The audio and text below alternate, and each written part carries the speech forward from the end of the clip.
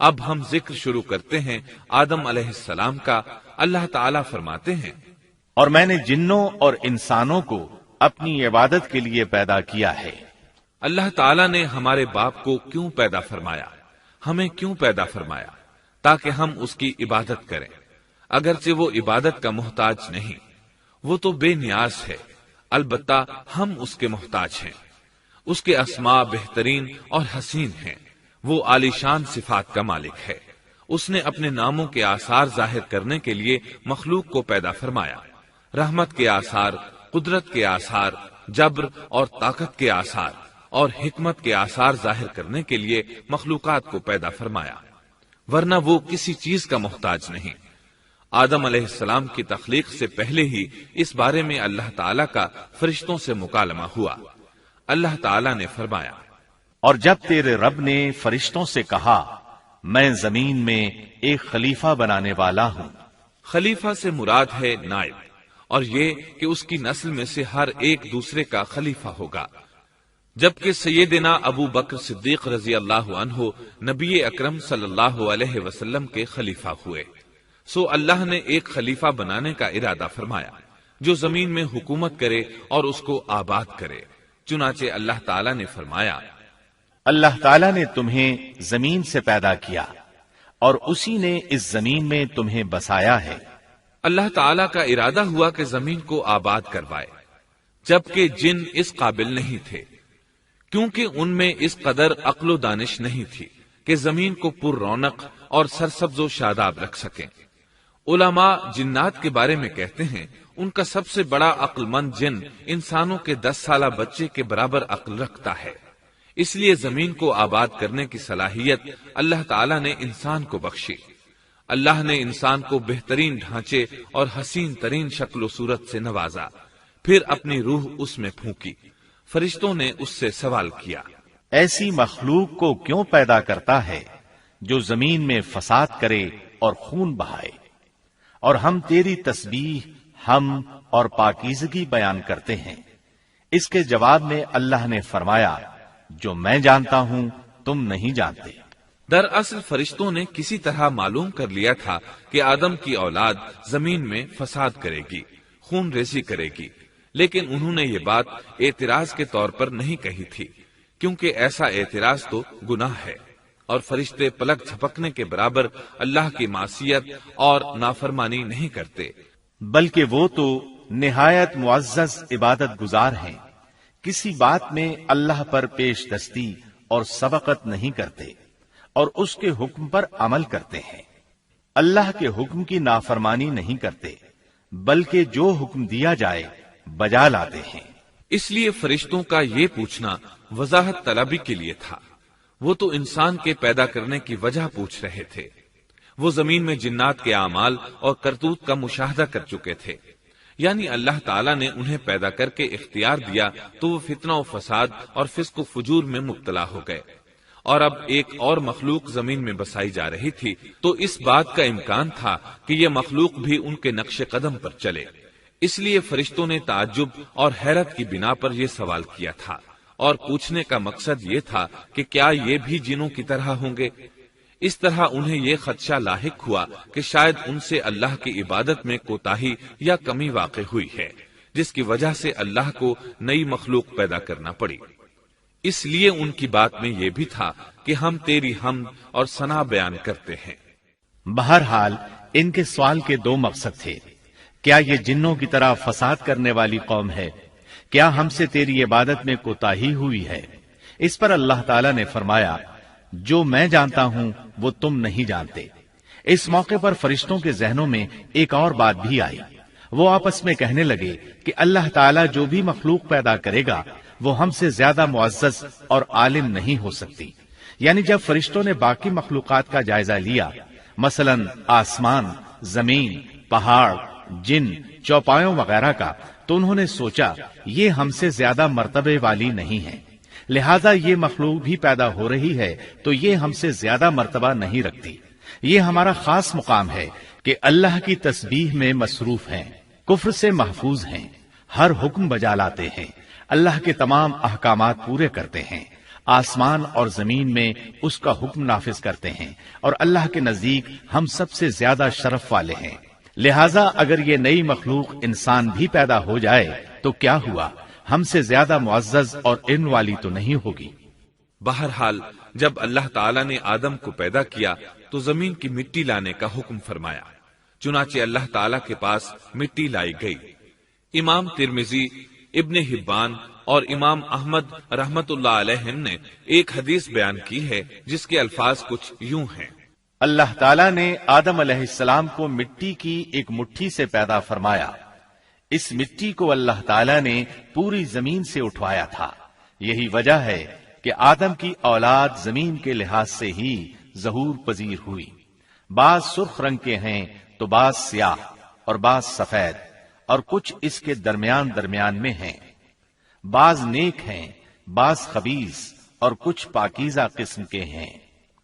انسان کی تخلیق مٹی سے شروع ہوئی، اس مٹی کو پانی سے تر کیا گیا تو یہ تین بن گئی۔ اسی وجہ سے قرآن مجید کی بعض آیات میں تراب کا لفظ آیا ہے۔ تراب خشک مٹی کو کہتے ہیں، اور بعض آیات میں تین کا لفظ آیا ہے۔ تین تر اور بھیگی مٹی کو کہتے ہیں۔ اللہ تعالیٰ فرماتے ہیں خلقہ من تراب، یعنی آدم کو تراب سے پیدا کیا گیا۔ مٹی کی عام حالت کو تراب کہتے ہیں، اور فرمایا جب آپ کے رب نے فرشتوں سے کہا کہ میں مٹی سے بشر کو پیدا کرنے والا ہوں۔ جب اس مٹی کو پانی سے زیادہ بھگویا گیا تو وہ لیسدار ہونا شروع ہو گئی، اسی لیے اللہ تعالیٰ نے فرمایا ہم نے انسان کو لیسدار اور چپکنے والی مٹی سے پیدا کیا۔ پھر اللہ تعالیٰ نے اپنے مبارک ہاتھوں سے انسان کا ڈھانچہ تیار کیا۔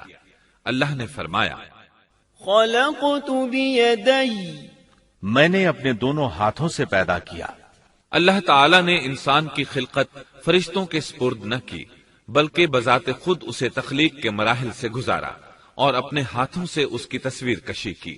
اللہ نے انسان کو پہلے ایک مورتی کی صورت میں ڈھالا، اس کے بعد ایک مقررہ مدت تک چھوڑے رکھا، یہاں تک کہ گیلی مٹی خشک ہو گئی اور اس کا رنگ سیاہ ہو گیا، بدبو آنے لگی، پھر وہ کھنکھناتی مٹی میں بدل گئی، اور آخرکار آگ پر پکی ہوئی مٹی یعنی فخار ٹھیکری کی صورت اختیار کر گئی، جس سے مٹکے وغیرہ تیار کیے جاتے ہیں۔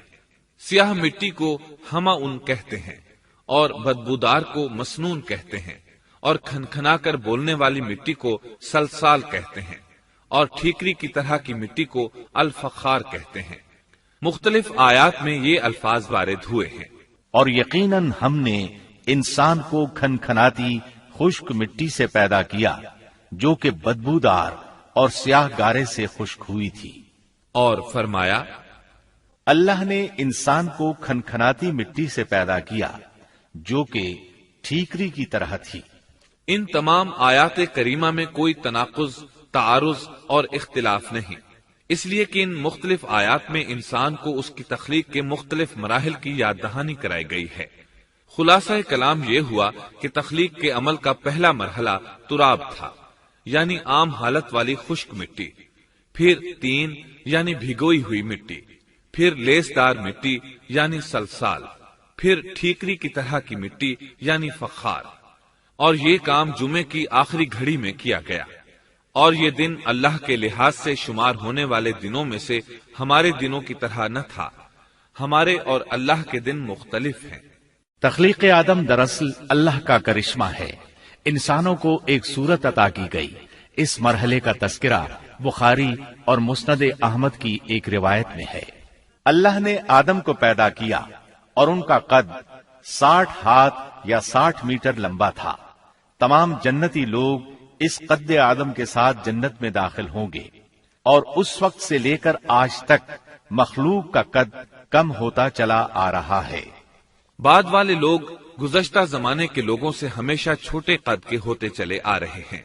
بہرحال سب سے پہلے اور سب سے لمبے انسان آدم علیہ السلام تھے۔ امام احمد نے منفرد طور پر ایک روایت بیان کی ہے، اس میں رسول اکرم صلی اللہ علیہ وسلم نے آدم علیہ السلام کی لمبائی 60 ہاتھ یعنی 60 میٹر اور چوڑائی 7 ہاتھ بیان فرمائی ہے۔ سبحان اللہ! سیدنا آدم کس قدر ضخیم اور عظیم مخلوق تھے، صحیح مسلم اور مسند احمد کی روایت میں ہے۔ اللہ نے آدم کو پیدا کیا تو اسے اپنی منشا کے مطابق کچھ عرصہ ڈھانچے کی صورت میں چھوڑے رکھا۔ ابلیس اس کے ارد گرد چکر لگانے لگا۔ اس نے دیکھا کہ وہ پیٹ والا ہے۔ وہ سمجھ گیا کہ یہ مخلوق اپنے آپ پر کنٹرول نہیں کر سکے گی۔ اس حدیث سے معلوم ہوتا ہے کہ انسانوں کی طرح جنات کا پیٹ نہیں ہے، صرف انسان ایسا ہے جس کا اندر والا حصہ کھوکھلا ہے۔ بہرحال اللہ نے انسان کو اس شکل و صورت میں پیدا فرمایا۔ احادیث مبارکہ میں آدم علیہ السلام اور ابلیس ملعون کا قصہ تفصیل سے بھی موجود ہے اور مختصر بھی۔ مثلا تفسیر تبری میں سیدنا عبداللہ بن عباس رضی اللہ عنہما سے روایت ہے، اللہ تعالیٰ نے آدم علیہ السلام کی مٹی کا حکم دیا، مٹی لائی گئی۔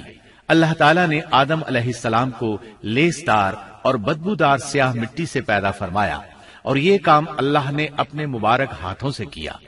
آدم 40 راتیں مجسمے کی صورت میں پڑے رہے، جسم موجود تھا لیکن روح نہیں تھی۔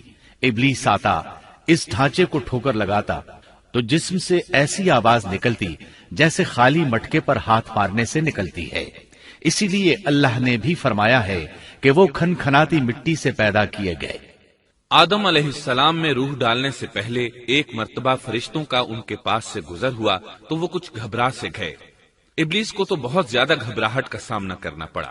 وہ گزرتے ہوئے ٹھوکر مارتا اور کہتا، تجھے کسی خاص مقصد کے لیے پیدا کیا گیا ہے۔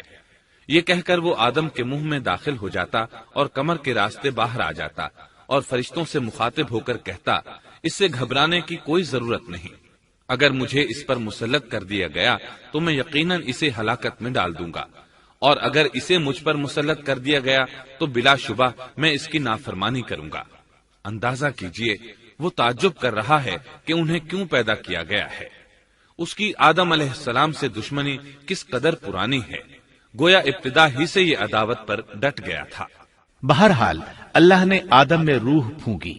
اس مضمون کو قرآن مجید میں جا بجا ذکر کیا گیا ہے۔ اللہ تعالیٰ فرماتے ہیں، جب میں اس کو ٹھیک ٹھاک کر لوں اور اس میں اپنی روح پھونک دوں تو تم سب اس کے سامنے سجدے میں گر پڑنا۔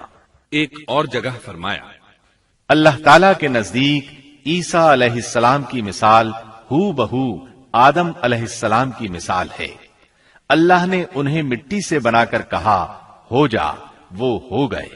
اللہ نے آدم علیہ السلام کو مٹی سے پیدا کیا، اپنے ہاتھوں سے بنایا، پھر اس میں روح پھونکی۔ اس کا مفصل بیان احادیث میں موجود ہے۔ جب ان میں روح پھونکی گئی اور ابتدا میں روح جیسے ہی سر کے اندر داخل ہوئی، آدم علیہ السلام کو چھینک آ گئی۔ فرشتوں نے آدم علیہ السلام سے کہا، الحمدللہ کہیے۔ انہوں نے کہہ دیا۔ اللہ کی اس تعریف کے جواب میں اللہ تعالیٰ نے فرمایا، رحمک ربک، یعنی تجھ پر تیرا رب رحم فرمائے۔ سبحان اللہ، اللہ ذوالجلال والاکرام نے آدم علیہ السلام میں روح مکمل ہونے سے پہلے ہی انہیں اپنی رحمت سے سرفراز فرما دیا۔ بہرحال جب روح ان کی آنکھوں میں داخل ہوئی اور انہوں نے جنت کے پھلوں کو دیکھا تو ان میں غور و فکر کرنے لگے۔ جب روح پیٹ میں داخل ہوئی تو کھانے کی طلب محسوس ہوئی۔ ابھی روح ٹانگوں تک پہنچی نہیں اور کھانے کی خواہش پہلے ہی محسوس ہونے لگی۔ اس جلد بازی اور عجلت کی وجہ سے اللہ تعالیٰ نے فرمایا، انسان جلد باز مخلوق ہے۔ جب آدم علیہ السلام کو پیدا کر دیا گیا تو اللہ تعالیٰ نے ان کی پشت پر ہاتھ پھیرا۔ ہاتھ پھیرتے ہی ان کی پشت سے قیامت تک پیدا ہونے والے انسان باہر نکل آئے۔ آدم کی تمام اولاد ان کے سامنے ظاہر ہو گئی، اور یہ بات نہایت وضاحت اور صراحت کے ساتھ قرآن مجید اور احادیث مبارکہ میں موجود ہے۔ مسلم بن یسار رحمت اللہ علیہ بیان کرتے ہیں کہ سیدنا عمر بن خطاب رضی اللہ عنہ سے کسی نے اس آیت کریمہ کے بارے میں پوچھا، اور جب آپ کے رب نے اولاد آدم کی پشت سے ان کی اولاد کو نکالا اور ان سے انہی کے بارے میں اقرار لیا کہ کیا میں تمہارا رب نہیں، سب نے جواب دیا، ہاں کیوں نہیں، ہم سب گواہ بنتے ہیں، تاکہ تم لوگ قیامت کے روز یوں نہ کہو ہم تو اس سے محض بے خبر تھے، یا یوں کہو کہ پہلے پہلے شرک تو ہمارے بڑوں نے کیا اور ہم ان کے بعد ان کی نسل میں ہوئے، لہذا کیا تو ان غلط راہ والوں کے فعل پر ہمیں ہلاکت میں ڈالے گا؟ سیدنا عمر رضی اللہ عنہ نے اس شخص کے سوال کے جواب میں فرمایا، میں نے سنا ہے کہ رسول اللہ صلی اللہ علیہ وسلم فرما رہے تھے، اللہ نے آدم علیہ السلام کو پیدا کیا، پھر اپنے دائیں ہاتھ کو اس کی پشت پر پھیرا اور اس سے نسل انسانی کو باہر نکالا اور ان کی طرف اشارہ کر کے فرمایا، میں نے انہیں جنت کے لیے پیدا کیا ہے اور یہ جنت والوں کے اعمال کریں گے۔ پھر اپنے ہاتھ کو دوبارہ آدم علیہ السلام کی پشت پر پھیرا اور اس سے نسل انسانی کو باہر نکالا اور ان کی طرف اشارہ کر کے فرمایا، میں نے انہیں آگ کے لیے پیدا کیا ہے اور یہ آگ والوں کے اعمال کریں گے۔ اس پر ایک شخص نے نبی اکرم صلی اللہ علیہ وسلم سے سوال کیا، اے اللہ کے رسول صلی اللہ علیہ وسلم، تو پھر ہمارے اعمال کس حساب میں شمار ہوں گے؟ آپ نے جواب میں فرمایا، اللہ تعالیٰ جب کسی بندے کو جنت کے لیے پیدا کرتا ہے تو اس سے جنت والوں کے کام کرواتا ہے، حتیٰ کہ جنت والے اعمال میں سے ہی کسی عمل پر اس کا موت سے سامنا ہوتا ہے، اس وجہ سے اللہ اسے جنت میں داخل کرتا ہے، اور جب اللہ کسی بندے کو آگ کے لیے پیدا کرتا ہے تو اسے آگ والے اعمال پر لگا دیتا ہے، یہاں تک کہ وہ آگ والے اعمال میں سے کسی عمل پر مرتا ہے، اس کی وجہ سے اللہ اسے آگ میں داخل کر دیتا ہے۔ ہر شخص کے لیے اس کام میں آسانی پیدا کر دی جاتی ہے جس کے لیے وہ پیدا کیا گیا ہے۔ لیکن یہ بات ذہن میں ہر وقت موجود رہنی چاہیے کہ اللہ نے انسان کو اختیار دے رکھا ہے کہ وہ اپنی عقل اور فکر کی روشنی میں اللہ کے احکامات پر عمل پیرا ہو کر خود کو جنتی بنا لے، یا عقل کا درست استعمال نہ کرتے ہوئے شیطان کا پٹا گلے میں ڈال لے اور جہنم میں جگہ بنا لے۔ یہ تو اللہ نے انسان کو اختیار دے رکھا ہے، اس کی مرضی کہ جنت والے اعمال کرے یا جہنم والے۔ ہر انسان میں دونوں طرف جانے کی طاقت اور صلاحیت موجود ہے۔ اللہ نے انسان کو مجبور نہیں بنایا، البتہ ہر انسان کو جو بھی رویہ اختیار کرنا تھا اللہ کو اس کا علم تھا، اور اس کا علم برحق ہے، قطعی ہے، اس میں کوئی غلطی نہیں ہو سکتی، اس لیے اس نے اپنے علم کے مطابق تقدیر لکھ دی۔ اب ہم جو کچھ کرتے ہیں تقدیر سے مجبور ہو کر نہیں کرتے، بلکہ اپنے اختیار سے کرتے ہیں، اور چونکہ تقدیر بھی اللہ کے حکم سے لکھی گئی اس لیے اس میں بھی کوئی خطا واقع نہیں ہوتی۔ لہذا تقدیر کا یہ مطلب نہیں کہ انسان تقدیر کی بنا پر ہدایت ماننے یا نہ ماننے پر مجبور ہے، ایسی بات قطعاً نہیں۔ اور درست بات یہ ہے کہ تقدیر کا مسئلہ بہت زیادہ پیچیدہ ہے اور مشکل ترین مسائل میں سے ہے، یہاں اس کی تفصیل کا موقع نہیں۔ جب اللہ نے آدم علیہ السلام کو پیدا کر لیا اور اس میں اپنی روح پھونک دی تو فرشتوں کو حکم دیا کہ آدم کو سجدہ کریں۔ ابلیس ایک بہت نیک اور بزرگ جن تھا، اس نے کبھی اللہ کی نافرمانی نہیں کی تھی، اسی بنا پر وہ بلند مرتبہ پا کر فرشتوں میں شامل ہو چکا تھا، لیکن فرشتوں کی جنس سے قطن نہیں تھا۔ اللہ نے اسے اطاعت اور فرما برداری کا صلہ دیا تھا، اس کی عزت اور اکرام کرتے ہوئے آسمان میں بسایا تھا، لمحہ بھر کے لیے بھی اس نے اللہ کی نافرمانی نہیں کی تھی، اور پھر اللہ نے آدم کو سجدہ کرنے کا حکم دیا، اور اس حکم کے مخاطب فرشتے اور ابلیس تھے۔ صرف فرشتوں کے لیے یہ حکم نہیں تھا بلکہ ابلیس بھی اس حکم میں شامل تھا، کیونکہ اللہ تعالیٰ فرماتے ہیں، اور یقیناً ہم نے تمہیں پیدا کیا، پھر ہم ہی نے تمہاری صورت بنائی، پھر ہم نے فرشتوں سے کہا کہ آدم کو سجدہ کرو، تو سوائے ابلیس کے سبھی نے سجدہ کیا، وہ سجدہ کرنے والوں میں شامل نہ ہوا۔ اللہ تعالیٰ نے فرمایا، تجھے کس چیز نے سجدے سے روک دیا جبکہ میرا حکم تیرے لیے بھی تھا؟ تو اس سے ثابت ہوا اس حکم میں فرشتوں کے ساتھ ابلیس بھی شامل تھا، کیونکہ قرآن میں اذ امرتک کے الفاظ ہیں۔ اس کا مطلب ہے کہ میں نے تجھے حکم دیا تھا، اور پھر ابلیس نے جواب میں یہ نہیں کہا کہ تو نے تو مجھے حکم ہی نہیں دیا تھا، بلکہ اس نے سجدہ نہ کرنے کی وجہ یہ بتائی۔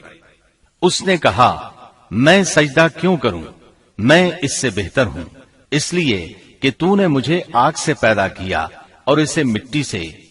تو پھر کہا، اللہ نے حکم دیا، تو اس سے نیچے اتر جا۔ غرض جب ابلیس نے نافرمانی کی، سرکشی اور تکبر کا مظاہرہ کیا تو اس وقت اللہ تعالیٰ اور اس کے درمیان مکالمہ ہوا۔ اللہ نے اس کی سرکشی دیکھ کر اسے سزا دیتے ہوئے فرمایا، اس جنت سے اتر جا، تجھے کوئی حق حاصل نہیں کہ تو اس جنت میں رہ کر تکبر کرے۔ ابلیس نے جواب میں کہا، مجھے قیامت کے دن تک مہلت دے دیجئے، یعنی اتنی لمبی عمر دے دیجئے کہ میں قیامت تک زندہ رہوں، موت نہ آئے۔ اللہ نے فرمایا، تجھے مہلت دے دی گئی، لیکن ایک وقت مقررہ تک۔ اور جب شیطان اس طرف سے مطمئن ہو گیا کہ اسے مہلت مل گئی، تب اس نے کہا، چونکہ تو نے مجھے گمراہ کر دیا ہے، اس وجہ سے میں قسم کھاتا ہوں کہ میں انسانوں کی گمراہی کے لیے تیرے سیدھے راستے پر بیٹھ جاؤں گا، پھر ان کے آگے سے، ان کے پیچھے سے، ان کے دائیں سے، ان کے بائیں سے، ان کے پاس آؤں گا، اور آپ ان میں سے اکثر لوگوں کو شکر گزار نہیں پائیں گے۔ اللہ تعالیٰ نے شیطان کا رد کرتے ہوئے فرمایا، یہاں سے ذلیل و خوار ہو کر نکل جا۔ ان میں سے جو شخص بھی تیرا حکم مانے گا، میں ایسے تمام گمراہوں سے جہنم کو بھر دوں گا۔ جو انسان بھی تیرا پیروکار بنے گا، وہ جہنم کا مستحق اور حقدار ٹھہرے گا۔ قرآن مجید میں دوسرے مقامات پر بھی اس گفتگو کو نئے پیرائے میں دہرایا گیا ہے۔ مثلاً اللہ نے فرمایا، یقیناً ہم نے انسان کو کھنکھناتی مٹی سے پیدا فرمایا ہے، جو کہ سڑے ہوئے گارے کی تھی، اور اس سے پہلے ہم نے جنات کو لو والی آگ سے پیدا کیا۔ اور جب تیرے پروردگار نے فرشتوں سے فرمایا، میں انسان کو سیاہ بدبودار کھنکھناتی مٹی سے پیدا کرنے والا ہوں، جب میں اسے پورا بنا چکوں اور اس میں اپنی روح پھونک دوں تو تم سب اس کے لیے سجدے میں گر پڑنا۔ چنانچہ تمام فرشتوں نے سجدہ کیا سوائے ابلیس کے، اس نے سجدہ کرنے والوں میں شمولیت اختیار کرنے سے صاف انکار کر دیا۔ اللہ تعالیٰ نے فرمایا، اے ابلیس، تجھے کیا ہوا کہ تو سجدہ کرنے والوں میں شامل نہ ہوا؟ وہ بولا، میں ایسے انسان کو سجدہ نہیں کر سکتا جسے تو نے سیاہ بدبودار کھنکھناتی مٹی سے پیدا کیا ہے۔ اللہ تعالیٰ نے فرمایا، اب تو بہشت سے نکل جا، کیونکہ تو مردود ہے اور تجھ پر قیامت کے دن تک میری پھٹکار ہے۔ کہنے لگا، اے میرے رب، مجھے اس دن تک مہلت دے دے جس دن کے لوگ دوبارہ زندہ کیے جائیں گے۔ اللہ نے فرمایا، اچھا، اس مقررہ وقت کے دن تک تجھے مہلت دی گئی۔ کہنے لگا، اے میرے رب، چونکہ تو نے مجھے گمراہ کیا ہے، مجھے بھی قسم ہے کہ میں انسانوں کے لیے زمین میں گناہوں کو خوشنما بناؤں گا اور ان سب کو بہکا دوں گا، سوائے ان کے جو تیرے منتخب اور مخلص بندے ہوں گے، وہ میرے بہکاوے میں نہیں آئیں گے۔ اللہ نے فرمایا، ہاں، یہی مجھ تک پہنچنے کی سیدھی راہ ہے کہ مخلص بن جاؤ، میرے بندوں پر تجھے کوئی غلبہ نہیں ہوگا۔ البتہ جو گمراہ لوگ تیری پیروی کریں گے، یقیناً ان کے وعدے کی جگہ جہنم ہے۔ ایک اور مقام پر اللہ تعالیٰ فرماتے ہیں، جب ہم نے فرشتوں کو حکم دیا کہ آدم کو سجدہ کرو تو ابلیس کے سوا سب نے سجدہ کیا۔ اس نے کہا، کیا میں اسے سجدہ کروں جسے تو نے مٹی سے پیدا کیا ہے؟ اچھا دیکھ لے، اسے تو نے مجھ پر فضیلت دی ہے، اگر مجھے بھی تو نے قیامت تک ڈھیل دی تو میں سوائے چند لوگوں کے اس کی اولاد کو گمراہ کروں گا۔ اس پر اللہ نے فرمایا، جا، ان میں سے جو بھی تیرا فرمانبردار ہو جائے گا تو تم سب کی سزا جہنم ہے، جو پورا پورا بدلہ ہے۔ ان میں سے تو جسے بھی اپنی آواز کے ساتھ بہکا سکتا ہے بہکا لے، اور ان پر اپنے سوار اور پیادے چڑھا لا، یعنی اپنے گھڑ سوار لشکر اور پیدل لشکر کو چڑھا کر لے آ، اور اپنا ہر داؤ، ہر ترکیب اور ہر اسلحہ استعمال کر لے، اور ان کے مالوں اور اولاد میں بھی شرکت کر لے، اور تو انہیں دل بہلانے والے وعدے دے لے، یعنی ان کے برے اعمال بنا سنوار کر انہیں دکھا اور غلط خواہشات دلا، جنت، دوزخ اور دوبارہ زندہ نہ ہونے کے وعدے دے، اور ان سے شیطان کے جتنے بھی وعدے ہوتے ہیں سب کے سب سراسر فریب ہیں۔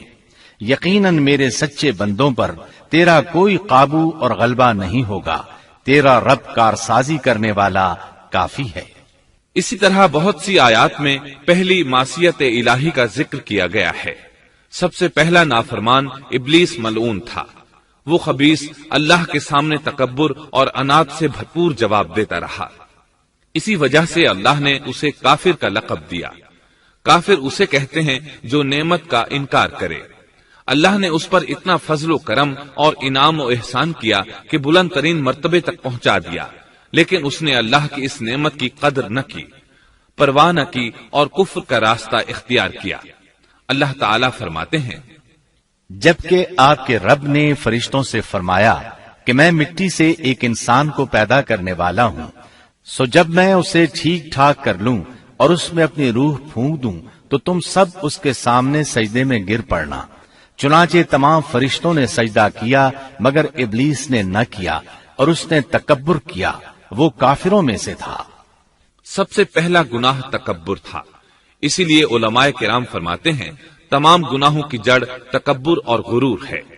نبی اکرم صلی اللہ علیہ وسلم نے اپنی امت کو تکبر نہ کرنے کا سختی سے حکم فرمایا، اس کی برائی، وبال اور ہلاکت سے آگاہ فرمایا۔ آپ نے فرمایا، اللہ اس شخص کی طرف رحمت سے دیکھے گا بھی نہیں جس نے تکبر کی بنا پر کپڑا ٹخنوں سے نیچے لٹکایا۔ اس کے علاوہ نبی صلی اللہ علیہ وسلم نے تو مطلقاً فرما دیا، وہ شخص جنت میں داخل ہونے کے قابل نہیں جس کے دل میں ذرہ برابر بھی تکبر ہے۔ جو شخص اپنے کپڑے، اپنے مکان اور اپنے قبیلے پر فخر کرتا ہے اس سے اللہ کی رحمت اٹھ جاتی ہے۔ اسی لیے نبی صلی اللہ علیہ وسلم نے جب اپنے صحابہ کرام کو دیکھا کہ مہاجر صحابی انصار صحابہ کے خلاف اور انصاری صحابی مہاجرین صحابہ کے خلاف آواز لگا رہے ہیں تو آپ نے فرمایا، اس جاہلیت والی پکار کو چھوڑو، یہ بہت بدبودار ہے۔ برادری کی بنیاد پر لڑنا، باہم فخر کرنا برے نتائج کا ذریعہ ہے۔ گناہوں کی بنیاد بھی تکبر ہے۔ اس لیے ہر مومن کو چاہیے کہ اپنے نوکر، خادم، ملازم یا کسی بھی مسکین پر کبھی بھی فخر و غرور کا اظہار نہ کرے، کیونکہ یہی اللہ کی سب سے پہلی نافرمانی وجود میں آئی تھی۔ تکبر کا یہ ذکر ضمناً آ گیا۔ ہم پھر اپنے موضوع کی طرف لوٹتے ہیں۔ اللہ نے آدم علیہ السلام کو پیدا کیا اور انہیں عالم بنا کر ہی تخلیق کیا، یعنی جب وہ پیدا ہوئے تو جاہل نہیں تھے۔ اللہ نے آدم علیہ السلام کو فرشتوں سے بھی بڑا عالم بنا کر پیدا فرمایا۔ بے شمار احادیث میں آدم علیہ السلام کی ابتدا اور ان کے علم کا ذکر موجود ہے۔ جب اللہ نے آدم میں مکمل روح ڈال دی اور وہ اپنے پاؤں پر کھڑے ہو گئے تو اللہ نے انہیں حکم دیا، جاؤ فرشتوں کی جماعت کو السلام علیکم کہو۔ آدم اور فرشتوں کی زبان عربی تھی، یہی زبان اہل جنت کی ہے۔ آدم گئے، جا کر سلام کہا، انہوں نے جواب میں کہا وعلیکم السلام ورحمت اللہ، یعنی تجھ پر اللہ کی سلامتی اور رحمت ہو۔ اللہ نے فرمایا، یہ تیرا اور تیری اولاد کا آپس میں ایک دوسرے کو تحفہ اور ہدیہ ہے۔ اللہ نے آدم علیہ السلام کو ابتدا ہی میں تمام نام سکھا دیے۔ مفسرین نے ان ناموں کے بارے میں بہت بحثیں ذکر کی ہیں۔ مضبوط موقف سیدنا عبداللہ بن عباس رضی اللہ عنہما کا ہے کہ اللہ نے آدم علیہ السلام کو ہر چیز کا نام سکھا دیا تھا، مثلا یہ پہاڑ ہے، یہ سمندر ہے، یہ پرندہ ہے، یہ درخت ہے وغیرہ۔ وہ آسمان اور زمین کی ہر چیز کا نام جانتے تھے۔ یہ علم کیسا تھا، انسان نے کس طرح ہر چیز کا نام پہچان لیا۔ یقیناً اللہ انسان میں یہ طاقت پیدا کر سکتا ہے کہ وہ ہر علم کا احاطہ کر سکے۔ اللہ نے آدم علیہ السلام کو ہر چیز کا نام اور اس کی صنعت اور کام بھی معلوم کرا دیا۔ آگ، لوہے، لکڑی، غرض ہر چیز کا نام اور استعمال ذہن میں ڈال دیا۔ وہ کس قدر عظیم علم سے بہرور ہوئے، سبحان اللہ۔ بہرحال اللہ نے آدم علیہ السلام کو صرف شکل و صورت اور تخلیق ہی میں بلند مرتبہ عطا نہیں کیا تھا، بلکہ عقل و علم کے لحاظ سے بھی بلند درجے اور مقام پر فائز کیا تھا، جیسا کہ اللہ تعالیٰ فرماتے ہیں، اللہ نے آدم علیہ السلام کو ہر چیز کا نام سکھا دیا، پھر ان چیزوں کو فرشتوں پر پیش کیا اور فرمایا، مجھے ان چیزوں کے نام بتاؤ اگر تم سچے ہو۔ مطلب یہ کہ تم اپنے دعوے میں کہاں تک سچے ہو؟ جب آدم کی تخلیق ہوئی تو تم نے کہا تھا اللہ جو چاہے پیدا کر لے، قسم ہے وہ ہم سے زیادہ معزز اور عالم نہیں ہوگا۔ اس دعوے میں اگر تم سچے ہو تو ذرا ان اشیاء کے نام تو بتاؤ۔ اللہ تعالیٰ نے آدم علیہ السلام کا زیادہ معزز ہونا، مکرم ہونا اور علم و معرفت والا ہونا واضح کرنے کے لیے فرشتوں کو حکم دیا کہ آدم علیہ السلام کو سجدہ کریں۔ یہ سجدہ تعظیمی تھا، عبادت والا سجدہ نہیں تھا۔ سجدہ تعظیمی پہلے وقتوں میں جائز تھا، لیکن اب حرام ہے۔ اسی لیے تو یعقوب علیہ السلام، ان کی بیوی اور 11 بیٹوں نے یوسف علیہ السلام کو سجدہ کیا تھا۔ بہرحال فرشتوں نے آدم علیہ السلام کو سجدہ کیا۔ اس سے معلوم ہو جاتا ہے کہ کون زیادہ عزت اور عظمت والا ہے۔ یقیناً آدم علیہ السلام زیادہ شرف اور منزلت کے حقدار ٹھہرے۔ جب اللہ تعالیٰ نے ان کی عزت، تکریم اور تعظیم ثابت فرما دی، تب علم و معرفت میں ان کی برتری ثابت کرنے کے لیے فرمایا، اگر تم اپنے قول میں سچے ہو تو ان چیزوں کے نام بتاؤ۔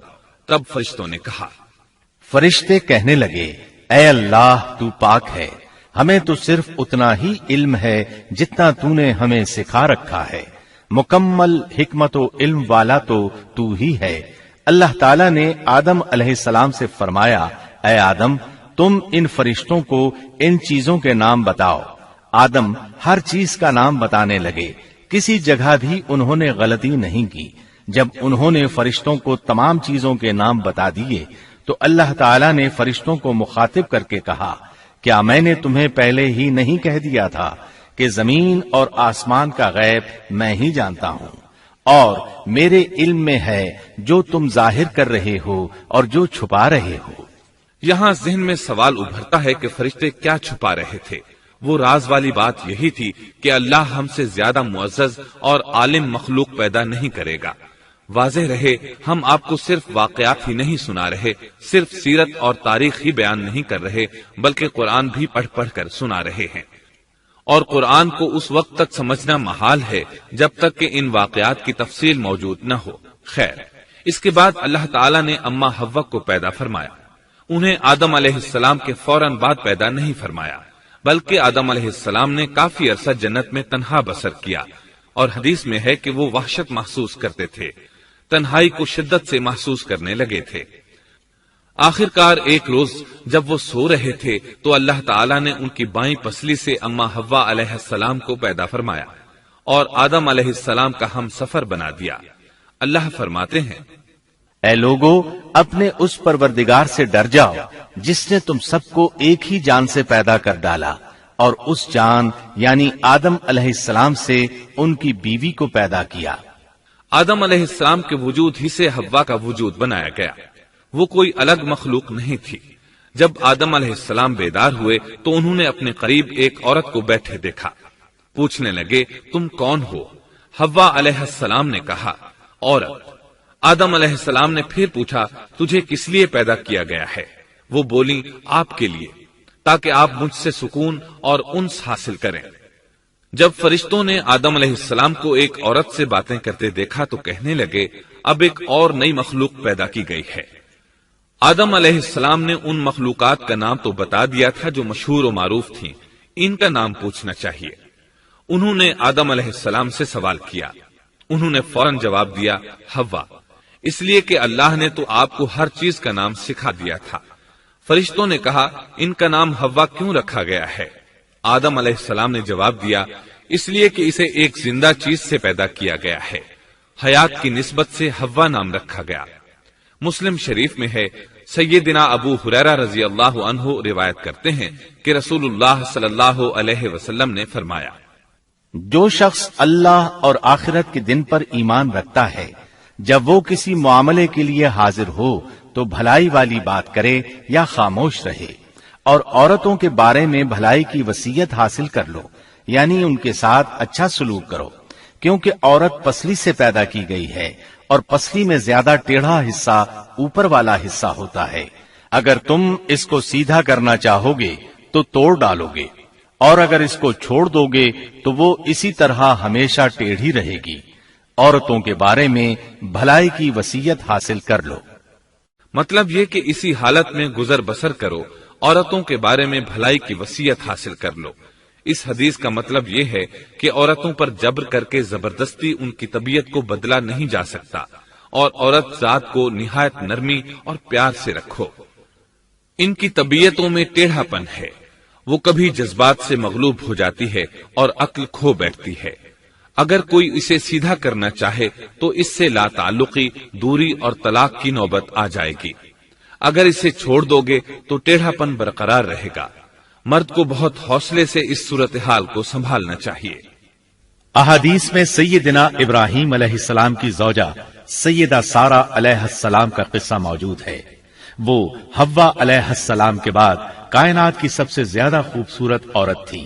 احادیث سے یہ اشارہ ملتا ہے کہ حوا علیہ السلام ابتدائے انسانیت سے لے کر قیامت تک پیدا ہونے والی تمام عورتوں میں خوبصورت تھیں۔ اب ابلیس لگا اپنے وسوسے شروع کرنے۔ آدم اور حوا علیہ السلام دونوں اللہ کے حکم سے جنت میں تھے کہ شیطان نے انہیں پھسلانے کی کوشش شروع کر دی۔ اللہ تعالیٰ فرماتے ہیں، اور ہم نے کہہ دیا اے آدم تم اور تمہاری بیوی جنت میں رہو اور جہاں سے چاہو با فراغت کھاؤ۔ جنت بھی کیسی؟ اللہ فرماتے ہیں، وہ جنت کہ جس کی چوڑائی ہی آسمانوں اور زمین کے برابر ہے۔ سو اس جنت میں سے جو چاہو سو کھاؤ، کچھ بھی منع نہیں سوائے ایک درخت کے، چنانچہ ارشاد ہوا، اور ہم نے کہا اے آدم تم اور تمہاری بیوی جنت میں رہو، پھر جس جگہ سے چاہو با فراغت کھاؤ اور اس درخت کے پاس مت جاؤ ورنہ ظالموں میں سے ہو جاؤ گے۔ ایک اور جگہ فرمایا، اور جب ہم نے فرشتوں سے کہا کہ آدم کو سجدہ کرو تو ابلیس کے سوا سب نے سجدہ کیا۔ ابلیس نے انکار کیا تو ہم نے کہا اے آدم یہ تیرا اور تیری بیوی کا دشمن ہے، خیال رکھنا ایسا نہ ہو کہ وہ تم دونوں کو جنت سے نکلوا دے اور تو مصیبت میں پڑ جائے۔ یہاں تو تجھے آرام ہے، نہ تو بھوکا ہے اور نہ ننگا، اور نہ تو یہاں پیاسا ہوتا ہے، نہ دھوپ سے تکلیف اٹھاتا ہے۔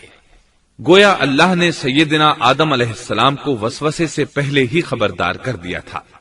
ان آیات سے یہ بھی پتا چلا کہ انسان سے ابلیس کی عداوت اور دشمنی ابتدا ہی سے چلی آ رہی ہے، اور یہ بھی ثابت ہوا کہ جو لوگ کہتے ہیں کہ انسان ابتدا میں ننگا تھا ان کا قول صحیح نہیں، اس لیے کہ اللہ تعالیٰ نے جنت میں بھی آدم علیہ السلام پر لباس رکھا اور زمین میں بھی لباس نازل کر دیا، جیسا کہ اللہ تعالیٰ فرماتے ہیں، اے آدم کی اولاد ہم نے تم پر لباس کو نازل کیا جو تمہاری شرمگاہوں کو چھپاتا ہے اور زینت کا سبب بھی ہے، اور تقوی کا لباس اس سے بھی بہتر ہے۔ لہذا آدم ابتدا میں ننگے نہیں تھے، انہیں تو ننگے پن کا علم ہی نہیں تھا، نہ ہی ان کی بیوی کو برہنہ ہونے کا علم تھا۔ اللہ نے آدم علیہ السلام کو کامل نعمتوں سے نوازا، بھوک نہ پیاس، یہاں تک کہ پیاس کے اسباب سے بھی محفوظ، نہ گرمی اور نہ دھوپ، پھر بے انتہا حسن و جمال، مشقت نہ تکلیف، بدبختی نہ بدقسمتی۔ آدم اور حوا علیہ السلام کے دلوں میں وسوسہ ڈالنے کے بارے میں بھی قرآن نے روشنی ڈالی ہے۔ پھر شیطان نے ان دونوں کے دلوں میں وسوسہ ڈالا۔ یہ وسوسہ اس نے ان دونوں کو طمع دلانے کی صورت میں پورا کیا، اور یہ طمع دلائی کہ اس درخت کو کھانے سے ہمیشگی اور بقا ملتی ہے اور کبھی نہ ختم ہونے والی بادشاہت حاصل ہوتی ہے، اور اس وسوسے کا مقصد یہ تھا تاکہ ان کا پردہ بدن جو ایک دوسرے سے پوشیدہ تھا دونوں کے روبرو بے پردہ کر دے۔ ان کی شرمگاہوں کو ننگا کرنے کے لیے اس نے ایسا کیا۔ وہ دونوں کپڑے میں ملبوس تھے، ستر ڈھانپ رکھا تھا۔ جب انہوں نے اس درخت سے کھایا تو لباس نیچے گر گیا، دونوں برہنہ ہو گئے۔ یہی شیطان چاہتا تھا کہ انہیں برہنہ کر دے، اللہ کی نافرمانی پر اکسائے۔ ارشاد ہوتا ہے، شیطان نے انہیں وسوسہ ڈالا، کہنے لگا اے آدم کیا میں تجھے دائمی زندگی کا درخت اور وہ بادشاہت نہ بتلا دوں جو کبھی پرانی نہ ہو؟ جب تم اس درخت سے کھاؤ گے تو ہمیشہ زندہ رہنے والے بن جاؤ گے اور زبردست بادشاہت حاصل کر لو گے۔ اس نے یہ تمنا بھی دلائی۔ تمہارے رب نے تم دونوں کو اس درخت سے اس لیے منع کیا ہے کہ تم دونوں فرشتے نہ بن جاؤ یا ہمیشہ زندہ رہنے والے نہ بن جاؤ۔ یعنی تم اس درخت سے کھا لو گے تو فرشتے بن جاؤ گے اور ہمیشہ قائم دائم رہو گے۔ پھر وہ وسوسہ ڈالتے ہوئے جھوٹی قسمیں کھانے لگا، جیسا کہ ارشاد ہوتا ہے، اور ان دونوں کے روبرو قسمیں کھانے لگا کہ یقین آ جائے میں آپ کا خیر خواہ ہوں۔ اللہ کی قسم کھانے لگا اور اس وقت سے جھوٹی قسموں کی ابتدا ہوئی۔ اس نے ان دونوں کو فریب دے کر بہکا لیا، جیسا کہ فرمایا فَدَلَّاهُمَا بِغُرُورٍ، یعنی دھوکے سے انہیں پھسلایا، حالانکہ انہیں کسی چیز کی کمی نہیں تھی۔ بھلا وہاں کیا محتاجی ہو سکتی تھی؟ جنت میں سکون سے زندگی بسر کر رہے تھے، جنت سے بڑھ کر کیا چاہیے؟ ہمیشہ کے لیے جنت مل چکی تھی۔ اللہ تعالیٰ فرماتے ہیں، ان دونوں نے جب درخت کو چکھا، دونوں کا پردہ بدن ایک دوسرے کے روبرو کھل گیا، دونوں اپنے بدنوں پر درختوں کے پتے جوڑ جوڑ کر رکھنے لگے۔ کپڑے اترنے پر دونوں کو حیا آئی، اس لیے کہ انسان کی فطرت میں برہنہ ہونے کی ناپسندیدگی شامل ہے۔ برہنہ ہو گئے تو کوئی لباس نہیں تھا، اس لیے درختوں کے پتے جوڑ کر جسم ڈھانپنے لگے۔ حدیث میں آیا ہے، آدم بھاگنے لگے تو اللہ نے پکارا، آدم مجھ سے بھاگتے ہو؟ آدم بولے، اللہ میں شرم کی بنا پر بھاگ رہا ہوں، اور اس وجہ سے کہ تیرے سامنے برہنہ کیسے رہوں، پھر یہ کہ نافرمانی کا ارتکاب بھی کر چکا ہوں۔ یہاں ایک سوال پیدا ہوتا ہے، دونوں میں سے پہلے کھانے والا کون تھا؟ اس بارے میں راجح قول یہ ہے کہ وہ حوا علیہ السلام تھی۔ انہی نے آدم علیہ السلام کو طمع دلاتے ہوئے اس غلطی پر آمادہ کیا تھا، جیسا کہ بخاری شریف میں نبی اکرم صلی اللہ علیہ وسلم نے فرمایا، اگر حوا نہ ہوتی تو کوئی عورت اپنے خاوند سے خیانت نہ کرتی۔ حوا علیہ السلام نے انہیں غلطی میں مبتلا کیا تھا۔ اگر حوا علیہ السلام نہ ہوتی تو آدم بھی خیانت میں مبتلا نہ ہوتے اور نہ معصیت میں مبتلا ہوتے۔ تب اللہ نے انہیں پکارا، کیا میں نے تم دونوں کو اس درخت سے نہیں روکا تھا، اور کیا یہ نہیں کہا تھا کہ شیطان تمہارا کھلا دشمن ہے؟ اب توجہ طلب بات یہ ہے کہ اس موقع پر دونوں نے کیا طرز عمل اختیار کیا۔ کیا وہ دونوں اپنی معصیت پر بضد رہے اور تکبر کرنے لگے، جیسا کہ ابلیس نے سجدہ کرنے سے انکار کیا تھا اور پھر لگا تھا اپنی معصیت پر اصرار کرنے، یا ان دونوں نے توبہ کر لی؟ جی ہاں، دونوں نے توبہ کر لی، جیسا کہ قرآن مجید میں آتا ہے، دونوں نے کہا، اے ہمارے رب، ہم نے اپنا بڑا نقصان کیا، اور اگر تو ہماری مغفرت نہ کرے گا اور ہم پر رحم نہ کرے گا تو واقعی ہم خسارہ پانے والوں میں سے ہو جائیں گے۔ اس قصے میں ایک سوال یہ ذہن میں پیدا ہوتا ہے کہ جب سیدنا آدم علیہ السلام کو ابلیس نے سجدہ نہ کیا تو اللہ تعالیٰ نے اسے مردود بنا کر جنت سے نکال دیا، پھر وہ سیدنا آدم علیہ السلام کو اس درخت کے قریب کس طرح لے گیا جبکہ وہ جنت سے باہر ہو چکا تھا؟ قرآن کریم میں اس بارے میں یہ الفاظ آئے ہیں، پھر شیطان نے ان کے دلوں میں وسوسہ ڈالا۔ یہ وسوسہ اس نے کیسے ڈالا جبکہ وہ جنت سے نکالا جا چکا تھا؟ مفسرین نے اس کے جواب میں لکھا ہے کہ اس نے جنت سے باہر رہ کر یہ وسوسہ ڈالا تھا۔ جیسے آج کل تار اور بغیر تار کے آواز کو دور دراز علاقوں تک پہنچایا جا سکتا ہے، ایسے ہی شیطان نے اپنی طاقت سے یہ وسوسہ ان کے دلوں تک پہنچایا۔ لگے ہاتھوں ابلیس کی حقیقت بھی سن لیں۔ ابلیس کے لفظی معنی انتہائی مایوس کے ہیں۔ یہ راندہ درگاہ ہونے کے بعد ہمیشہ ہمیشہ کے لیے اللہ کی رحمت سے مایوس ہو گیا تھا، اس لیے اسے یہ لقب ملا، ورنہ روایات کی روح سے اس کا اصل نام عزازیل تھا۔ پہلے یہ جنات میں سے تھا، اپنے رب تعالی کی اطاعت سے نکل کر ابلیس ہوا۔ اس کا علم ناقص تھا، مزاج ناپاک تھا، وہ غرور اور تکبر میں مبتلا ہو گیا تھا۔ یہاں یہ بات بھی ذہن نشین کر لیں کہ انبیاء خطا اور گناہ سے پاک ہوتے ہیں، ان پر اللہ تعالی کی مستقل حفاظت اور نگرانی قائم رہتی ہے۔ اگرچہ انبیاء بھی انسان ہوتے ہیں اور تمام انسانی تقاضے انہیں لاحق ہوتے ہیں، لیکن ان کے عمل اور ارادے میں کسی قسم کی بدی اور شر کا عمل دخل قطعاً نہیں ہوتا۔ ان کا ہر قول اور عمل بلکہ ہر حرکت اور سکون کی حالت بھی انسانیت کے لیے بہترین نمونہ ہوتے ہیں۔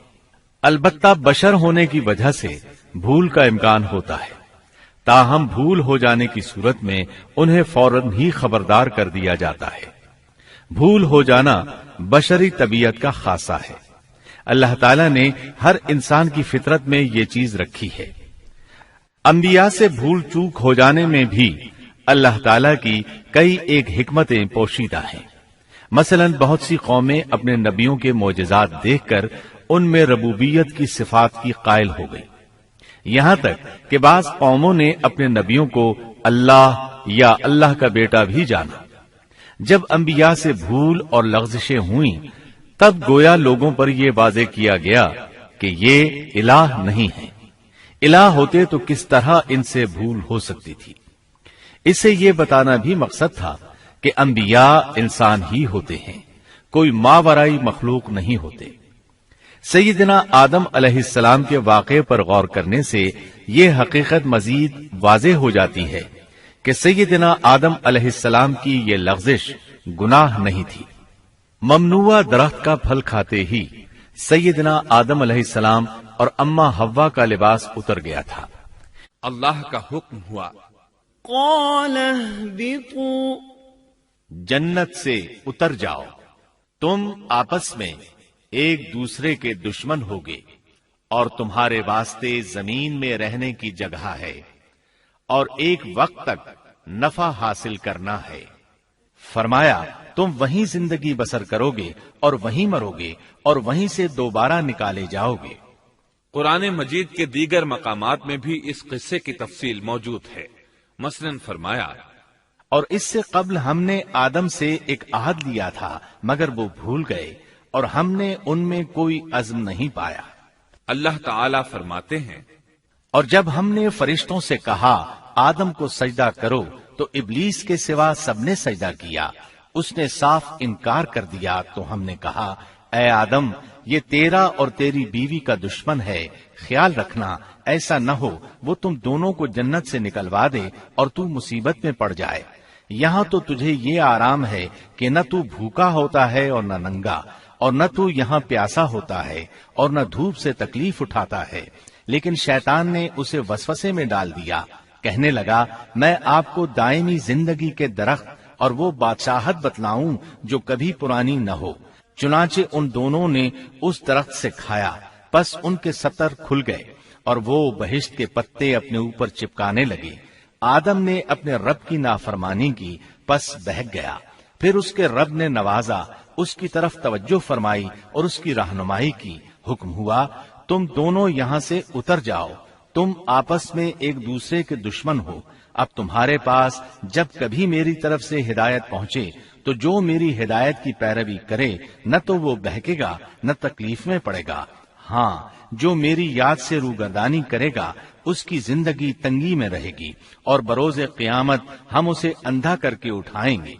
آدم علیہ السلام زمین پر اترے اور اپنے رب سے توبہ کے کلمات سیکھ لیے۔ وہ کلمات یہ ہیں، ربنا ظلمنا أنفسنا وإن لم تغفر لنا وترحمنا لنكونن من الخاسرين۔ اے ہمارے رب، ہم نے اپنا نقصان کیا اور اگر تو نے ہم پر مغفرت و رحمت نہ فرمائی تو ہم خسارہ اٹھانے والوں میں سے ہو جائیں گے۔ آدم علیہ السلام زمین پر اترے اور ان کے ساتھ حوا علیہ السلام بھی اتری اور ان کے ساتھ ہی ابلیس کو بھی اتارا گیا۔ یہ کس جگہ پر اترے اس بارے میں اختلاف پایا جاتا ہے، لیکن ابن عباس رضی اللہ عنہ کی بات راجح محسوس ہوتی ہے کہ آدم علیہ السلام کو ہند میں اور حوا علیہ السلام کو جدے میں اتارا گیا۔ جب آدم علیہ السلام اتر آئے تو حوا علیہ السلام کی تلاش شروع کر دی، زمین میں ان کی تلاش میں سرگرداں ہوئے۔ آخر کار میدان عرفات میں دونوں کی ملاقات ہو گئی۔ چونکہ میدان عرفات میں دونوں نے ایک دوسرے کی معرفت حاصل کی تھی اور ان کا آپس میں تعارف ہوا تھا، لہٰذا اسی مناسبت سے اس میدان کا نام عرفات مشہور ہو گیا۔ اللہ تعالیٰ نے زمین کے اندر انسانوں کو پھیلانا شروع کیا اور زمین کو مردوں اور عورتوں سے آباد کر دیا۔ امام طبری رحمت اللہ علیہ بیان کرتے ہیں کہ حوا علیہ السلام نے آدم علیہ السلام کے لیے 20 ولادتوں میں 40 بچوں کو جنم دیا۔ ہر بار 2 بچوں کو جنم دیتی تھی، ایک لڑکا ہوتا ایک لڑکی۔ سب سے پہلا جوڑا قابیل اور اس کی بہن قمیم کا تھا۔ پھر انسانوں کی افزائش شروع ہوئی، آبادی میں اضافہ ہونے لگا۔ اللہ نے آدم علیہ السلام ہی کو ان کا نبی متعین کر دیا، وہ انہیں دین سکھاتے رہے۔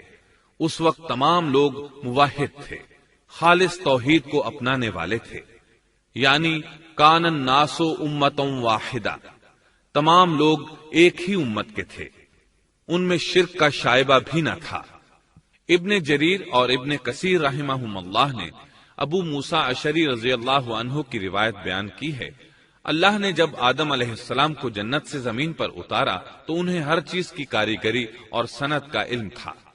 جب وہ اترے تو عالم بھی تھے، لباس میں ملبوس بھی تھے، کام کاج کے تمام طریقوں سے باخبر بھی تھے، لوہے، آگ، لکڑی اور کپڑے کے استعمال سے بھی بخوبی واقف تھے۔ ہمارے برعکس وہ ان کاموں کو اپنی ابتدا ہی سے جان چکے تھے، کیونکہ ہم سب لوگوں کا حال یہ ہے کہ جب تک سکھایا نہ جائے ہمیں کچھ نہیں آتا۔ آج کے دور میں بعض افریقی قبائل کے افراد وحشیانہ اور غیر مہذب زندگی گزارتے ہیں۔ علماء کا کہنا ہے کہ یہ لوگ زمین پر رہنے والوں میں سے گمراہ ترین انسان ہیں۔ انہوں نے بہترین زندگی ضائع کر دی اور گھٹیا زندگی کو پسند کیا۔ تہذیب و تمدن کا آغاز چونکہ ابتدائے آفرینش سے ہے، اس لیے ہر انسان کی فطرت میں تہذیب کی سوجھ بوجھ موجود ہے۔ بہرحال آدم علیہ السلام کے بعد انسانی مخلوق کی تعداد روز بروز بڑھتی چلی گئی اور انسانی کمزوریوں کی بنا پر گناہ شروع ہو گئے۔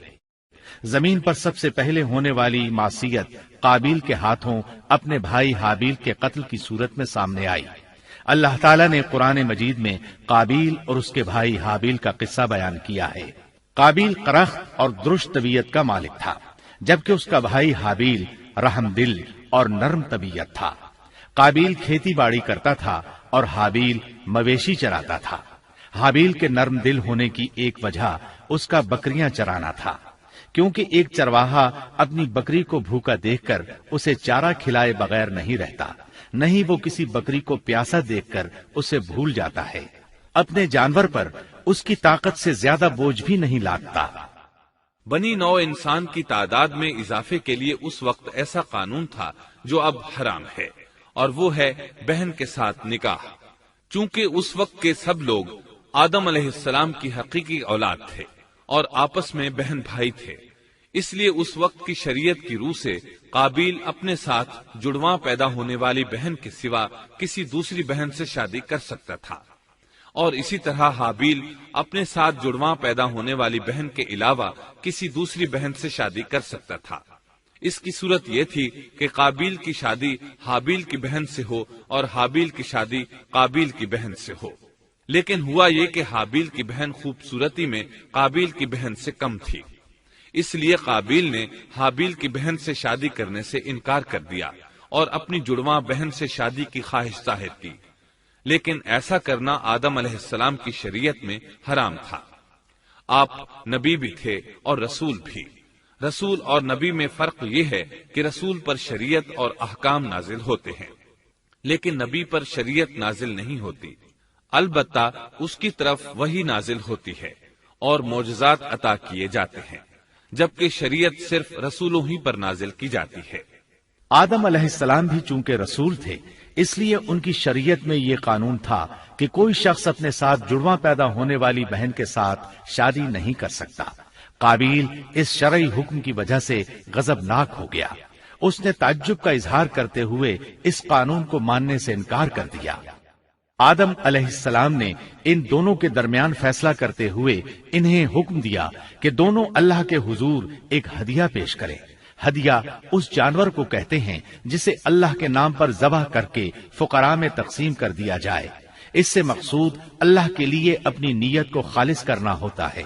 اس عمل کو قربانی کہا جاتا ہے۔ آدم علیہ السلام کے زمانے میں قربانی کا جو قانون تھا اس کے قبول ہونے کی نشانی طے تھی، اور وہ یہ کہ آسمان سے ایک آگ نمودار ہوتی اور اس قربانی کو جلا دیتی۔ اس کا مطلب تھا قربانی قبول ہو چکی ہے، اور اگر آگ قربانی کو نہ جلاتی تو سمجھ لیا جاتا کہ قربانی قبول نہیں ہوئی۔ آخر قربانی کا دن آ پہنچا۔ حابیل نے اپنے مویشیوں میں سے ایک بہترین جانور لیا اور قربان گاہ میں لا کر اللہ کے حضور پیش کر دیا۔ دوسری طرف قابیل نے اپنی کھیتی کے غلے میں سے ردی قسم کا غلہ قربانی کے لیے پیش کیا۔ دوسرے دن دونوں قربان گاہ پہنچے تو انہوں نے دیکھا کہ حابیل کی قربانی قبول ہو چکی ہے، جبکہ قابیل کی قربانی کو آگ نے چھوا تک نہیں تھا۔ یہ دیکھ کر قابیل حابیل پر غضبناک ہوا۔ شیطان نے بھی اسے وسوسے میں مبتلا کیا کہ اپنے بھائی کو قتل کر دے۔ اس نے اپنے بھائی حابیل کو جان سے مار ڈالنے کا پختہ ارادہ کر لیا۔ اس وقت تک روئے زمین پر کوئی انسان قتل نہیں ہوا تھا۔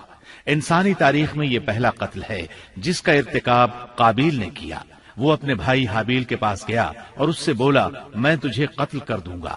جواب میں حابیل نے کہا، اگر تو مجھے قتل کرنے کی کوشش کرے گا تو میں اپنے دفاع میں ہاتھ نہیں اٹھاؤں گا، اس لیے کہ میں چاہتا ہوں تو اپنے دیگر گناہوں کے ساتھ میرے قتل کا گناہ بھی اٹھا لے، تیرے گناہ زیادہ ہو جائیں۔ چنانچہ ایک تاریک رات میں حابیل سویا ہوا تھا کہ قابیل ایک بڑا سا پتھر اٹھا کر اس کے پاس آیا۔ اس نے وہ پتھر اپنے بھائی کے سر پر دے مارا۔ اس طرح اس نے حابیل کو قتل کر دیا، روئے زمین پر قتل کی ابتدا کر دی، زمین کو پہلے خون سے رنگ دیا۔ تاریخ انسانی میں یہ سب سے پہلا جرم تھا جو قابیل کے ہاتھوں ہوا۔ قتل تو وہ کر بیٹھا، اب حیران اور پریشان ہوا کہ اس کی لاش کا کیا کرے۔ اس وقت تک نسل انسانی موت سے بھی دوچار نہیں ہوئی تھی۔ آدم علیہ السلام کی اولاد میں سے اس وقت تک کوئی فوت نہیں ہوا تھا، اس لیے قابیل کو معلوم نہیں تھا کہ مردے کے ساتھ کیا کیا جائے۔ اسی کشمکش کے عالم میں اس نے بھائی کی لاش کو کمر پر اٹھا لیا اور چل پڑا۔ چلا جا رہا تھا کہ اللہ نے 2 کوے بھیجے۔ دونوں کوے آپس میں لڑ پڑے، ایک نے دوسرے کو ہلاک کر دیا۔ اب زندہ کوا مٹی کھودنے لگا۔ اس طرح اس نے ایک گڑھا تیار کر لیا، مردہ کوے کو اس میں رکھا اور اوپر مٹی ڈال دی۔ اس طرح قابیل کو دفن کا طریقہ معلوم ہوا۔ اس نے بھی گڑھا کھودا اور حابیل کی لاش کو اس میں دبا دیا۔ وہ اپنے کیے پر نادم ضرور تھا، لیکن اس نے اللہ سے معافی نہ مانگی، جبکہ انسان کے لیے ضروری ہے کہ اس سے کوئی گناہ ہو جائے تو اللہ سے معافی مانگے۔ قابیل اور حابیل کے درمیان جو مکالمہ ہوا، اللہ تعالیٰ نے اس کا ذکر سورہ مائدہ آیت 27 تا 29 میں کیا ہے۔ اللہ فرماتے ہیں، آدم علیہ السلام کے دونوں بیٹوں کا کھرا کھرا حال بھی انہیں سنا دو۔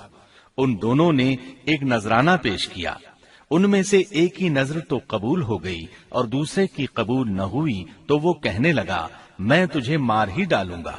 اس نے کہا، اللہ تقوی والوں ہی کا عمل قبول کرتا ہے، گو تو میرے قتل کے لیے دسترازی کرے، لیکن میں تیرے قتل کے لیے ہرگز اپنا ہاتھ نہیں بڑھاؤں گا۔ میں تو اللہ تعالی پروردگار عالم سے خوف کھاتا ہوں، میں تو چاہتا ہوں کہ تو میرا گناہ اور اپنا گناہ اپنے سر پر رکھ لے اور دوزخیوں میں شامل ہو جائے۔ ظالموں کا یہی بدلہ ہے۔ اس کا مطلب یہ تھا کہ تیرے اور گناہوں کے ساتھ میرے قتل کا گناہ بھی تیرے ذمہ لگے اور تو ظالموں میں سے ہو جائے۔ حابیل کے قتل کے بعد قابیل پر جو گزری اس کا ذکر اللہ نے سورہ مائدہ آیت 30 اور 31 میں کیا ہے۔ پس اسے اس کے نفس نے اپنے بھائی کے قتل پر آمادہ کر دیا اور اس نے اسے قتل کر ڈالا، اس سے وہ نقصان والوں میں سے ہو گیا۔ پھر اللہ تعالیٰ نے ایک کوے کو بھیجا جو زمین کھود رہا تھا تاکہ اسے دکھائے کہ وہ کس طرح اپنے بھائی کی ناش کو چھپا سکتا ہے۔ وہ کہنے لگا، ہائے افسوس، کیا میں ایسا کرنے سے بھی گیا گزرا ہو گیا کہ اس کوے کی طرح اپنے بھائی کی لاش کو دفنا دیتا۔ پھر تو بڑا ہی پشیمان اور شرمندہ ہوا۔ امام احمد، ترمذی اور ابو داود نے سیدنا سعد بن ابی وقاص رضی اللہ عنہ سے روایت کی ہے کہ انہوں نے سیدنا عثمان رضی اللہ عنہ کی شہادت کے فتنے کے وقت فرمایا، میں گواہی دیتا ہوں کہ رسول اکرم صلی اللہ علیہ وسلم نے فرمایا تھا، ایک بہت بڑا فتنہ رونما ہوگا، اس میں بیٹھنے والا کھڑے ہونے والے سے بہتر ہوگا اور کھڑا ہونے والا چلنے والے سے بہتر ہوگا اور چلنے والا دوڑنے والے سے بہتر ہوگا۔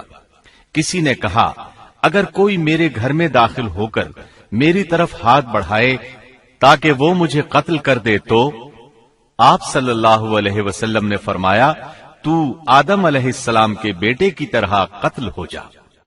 یعنی اس فتنے میں قتل ہو جانا حابیل کی سنت پر عمل کرتے ہوئے خود ہاتھ نہ اٹھانا، قاتل کہلانے کی بجائے مقتول ہونے کو پسند کرنا۔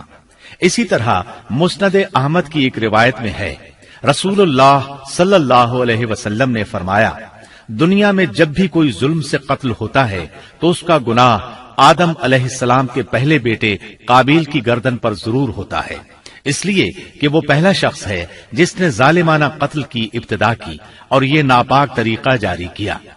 اس حدیث سے اس جرم کی نوعیت کا بخوبی اندازہ ہوتا ہے کہ اللہ تعالیٰ نے اس کو صرف ایک قتل قرار نہیں دیا بلکہ اس کو ایک گھناؤنی حرکت قرار دیا۔ قیامت تک آنے والے لوگ جو اس گناہ کے مرتکب ہوں گے ان کا کچھ گناہ قابیل کے حساب میں ڈالا جائے گا۔ حابیل کو قتل کرنے کے بعد قابیل نے اپنی بیوی کو ساتھ لیا اور دور دراز نرم زمین کے پاس جا کر رہائش پذیر ہو گیا اور آدم علیہ السلام کے سامنے تک نہ ہوا۔ آدم علیہ السلام پہاڑوں کے قریب ایک بستی میں رہ رہے تھے، یہ ان سے بہت دور جا بسا تھا۔ اس طرح قابیل کا آدم علیہ السلام سے رابطہ بالکل ختم ہو گیا اور اس سے ایک نئی نسل کی ابتدا ہوئی۔ فحاشی اور اریانی کو ان کے ہاں عروج حاصل تھا۔ عبادت یہ لوگ اگرچہ اللہ ہی کی کرتے تھے لیکن آدم علیہ السلام کی شریعت کے خلاف بے حیائی کے دل دادا تھے۔ تقوی کی قلت، احکام الہی کی نافرمانی اور فحاشی کا فروغ ان کے شب و روز کا معمول تھا۔ اس کے بعد لوگ دو گروہوں میں تقسیم ہو گئے، شریر اور برے لوگ قابیل کے ساتھ مل گئے اور آدم علیہ السلام کے دیگر بیٹے اور نیک لوگ آدم علیہ السلام کے ساتھ مل گئے۔ آدم علیہ السلام 960 سال زندہ رہے۔ ان کی کل عمر تو 1000 سال تھی لیکن 40 سال کم کر دی گئی۔ سیدنا ابو ہریرہ رضی اللہ عنہ بیان کرتے ہیں کہ رسول اللہ صلی اللہ علیہ وسلم نے فرمایا، جب اللہ نے آدم علیہ السلام کو پیدا فرمایا تو ان کی پیٹھ پر ہاتھ پھیرا، اس طرح قیامت تک جتنے انسان پیدا ہونے والے تھے ان کی روحیں وجود میں آ گئیں۔ پھر ہر انسان کی آنکھوں کے درمیان ایک نور رکھ کر آدم علیہ السلام کے سامنے پیش کیا۔ انہوں نے پوچھا، یا اللہ یہ کون ہے؟ اللہ نے فرمایا، یہ تیری اولاد ہے۔ ان میں سے ایک کی پیشانی کی چمک آدم علیہ السلام کو بہت اچھی لگی۔ انہوں نے پوچھا، یا اللہ یہ کون ہے؟ جواب ملا، یہ تیری اولاد میں سے بہت دور جا کر ہیں، ان کا نام داؤد ہے۔ پوچھا، ان کی عمر کتنی ہے؟ فرمایا 60 سال۔ آدم علیہ السلام کہنے لگے، یا اللہ 40 سال میری عمر میں سے ان کی عمر میں شامل کر دے۔ اس سلسلے میں دوسری روایت یوں آئی ہے، جب آدم علیہ السلام کی روح قبض کرنے کے لیے فرشتہ آیا تو وہ کہنے لگے، میری عمر میں تو ابھی 40 سال باقی ہیں۔ اس وقت ان کی عمر 960 سال تھی۔ انبیاء اپنی عمر سے واقف ہوتے ہیں۔ فرشتے نے کہا، کیا آپ کو یاد نہیں آپ نے اپنی عمر کے 40 سال اپنی اولاد داؤد کو ہبہ کر دیے تھے؟ رسول اللہ صلی اللہ علیہ وسلم نے فرمایا، چونکہ آدم علیہ السلام نے انکار کیا تو ان کی اولاد بھی انکار کی عادی ہے۔ آدم علیہ السلام خود بھول گئے، ان کی اولاد بھی بھولتی ہے۔ آدم علیہ السلام نے خطا کی، ان کی اولاد بھی خطا کرتی ہے۔ حابیل کے قتل کے بعد اللہ تعالیٰ نے آدم اور حوا علیہم السلام کو اس کا نعم البدل عطا کیا۔ اس کا نام انہوں نے شیس رکھا۔ شیس کا مطلب ہے اللہ کا دیا ہوا تحفہ۔ حابیل کے قتل پر آدم اور حوا علیہم السلام دونوں بہت غمگین ہوئے، اس لیے اللہ نے بدلے میں انہیں شیس علیہ السلام عطا فرمائے۔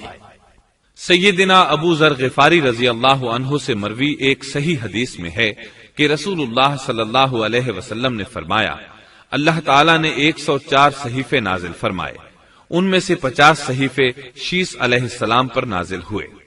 ان صحیفوں میں ایسے قوانین، اصول اور ضابطے تھے جن سے انسانیت کی زندگی منظم ہوتی ہے۔ شیس علیہ السلام نے آدم علیہ السلام سے علم حاصل کیا، لیکن آدم علیہ السلام کا تمام علم وہ حاصل نہ کر سکے، اس لیے کہ آدم علیہ السلام نے بالمشافہہ اللہ تعالی سے علم حاصل کیا تھا اور بہت سی اشیاء کا علم اللہ تعالی نے انہیں سکھا دیا تھا، اس لیے وہ تمام علماء سے بڑھ کر عالم تھے۔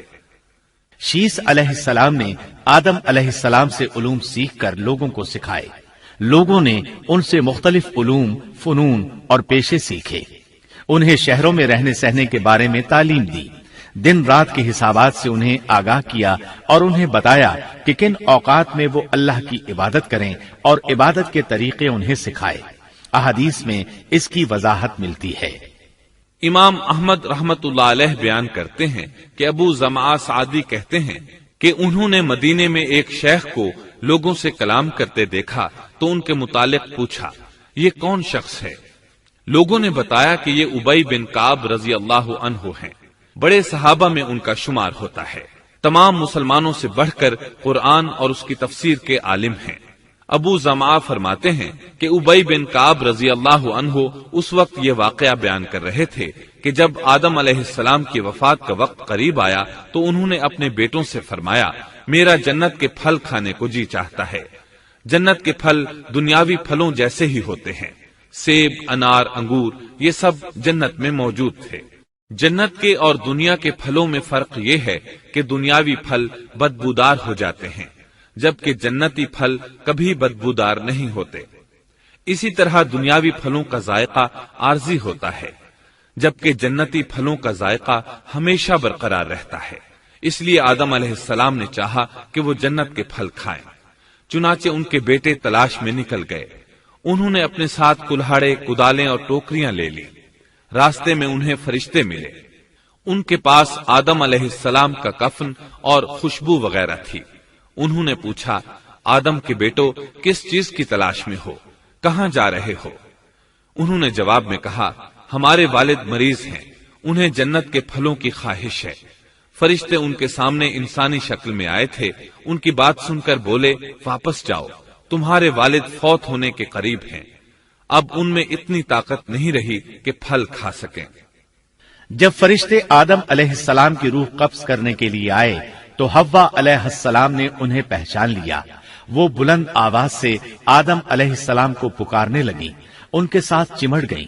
आदम अलैहिस्सलाम बोले, मुझसे अलग हो जाओ, पहले भी मुझे तुम्हारी वजह से मुसीबत पहुंची थी। मेरे और मेरे रब के फरिश्तों के दरमियान से हट जाओ। फिर फरिश्तों ने आदम अलैहिस्सलाम की रूह कब्ज की, उन्हें गुस्ल दिया, कफन पहनाया, खुशबू लगाई, आपकी कब्र खोदी। फिर उन्होंने आदम अलैहिस्सलाम की नमाज जनाजा अदा की। उसके बाद उन्हें कब्र में उतारा, फिर ऊपर मिट्टी डाल दी और बोले, आदम के बेटो, तुम्हारे लिए यही तरीका है। उस वक्त तक लोग कफन दफन के अहकामात से वाकिफ नहीं थे। उन्हें इल्म न था कि काबिल ने अपने भाई को कैसे दफन किया था। इसलिए फरिश्तों को भेजा गया ताकि तदफीन का तरीका बता दें। तो इस तरह इंसान को दफन करने का तरीका मालूम हुआ जो फरिश्ते लेकर आए थे। आदम अलैहिस्सलाम ने अपनी 960 साल की मुकम्मल जिंदगी में सिवाय उस दरख्त का फल खाने के और कोई खता नहीं की। आपकी वफात के 1 साल बाद हव्वा अलैहिस्सलाम भी वफात पा गईं। ये था हमारे बाप सैयदिना आदम अलैहिस्सलाम का उसवा और सीरत तैयबा का हाल।